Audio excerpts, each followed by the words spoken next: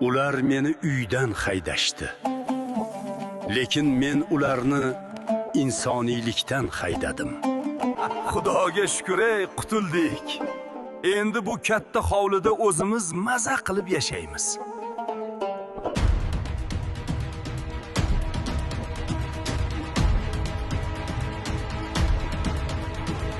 Sizlarga 2 soat vaqt. Bu uy endi sizlarga tegishli emas.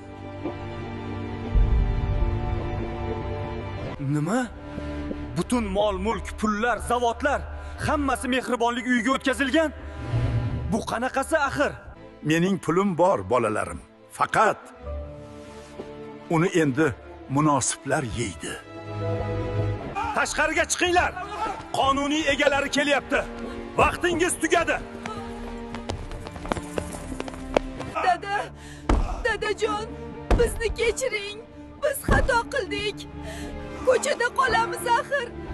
Meros faqat puldan iborat emas. Tarbiya sizga qoldirilgan boylikmi, olovdir. Adolat qaror topdimi, nima deysiz? Fikringizni izohlarda yozing. Va obuna bo'lishni unutmang.